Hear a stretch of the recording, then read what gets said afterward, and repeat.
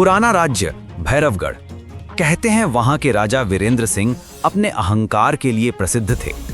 उन्होंने अपने शासन में किसी साधु, किसी देव या किसी न्याय की परवाह नहीं की। एक दिन एक वृद्ध साधु महल के द्वार पर आया।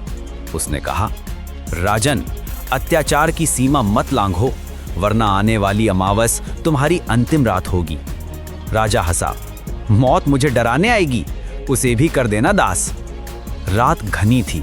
महल की दीवारों पर दीपक अपने आप बुझने लगे। हवा में राख सी गंध तैर रही थी। रानी और सैनिक सब सो चुके थे, पर राजा अपने कक्ष में अकेले बैठे मद्य पी रहे थे।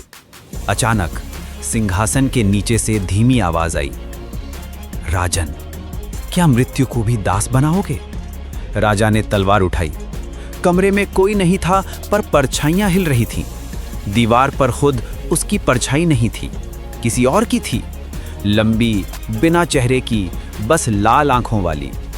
राजा चिल्लाया, कौन है वहां?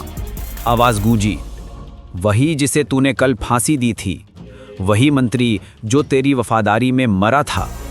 राजा के सामने वही मंत्री खड़ा था, गले में रस्सी का निशान और आंखें जलते कोयले जैसी।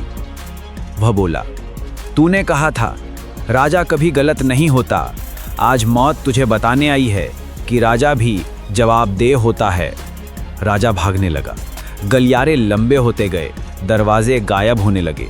हर दीवार पर उसका चेहरा लहूलुहान चित्रों की तरह उभरा हुआ था। आखिरी दरवाजे के पार एक विशाल कक्ष था। वही सिंहासन पर उस पर उसकी लाश बैठी थी। उसके शव ने कहा, अब भैरवगढ़ का हर राजा सिर्फ एक रात जिएगा, अंतिम रात। सुबह जब पहरेदार अंदर पहुंचे, राजा का शव अपने ही सिंहासन पर बैठा था, पर आंखें खुली थीं और होंठों पर मुस्कान थी, जैसे किसी ने कहा हो, शासन समाप्त हुआ।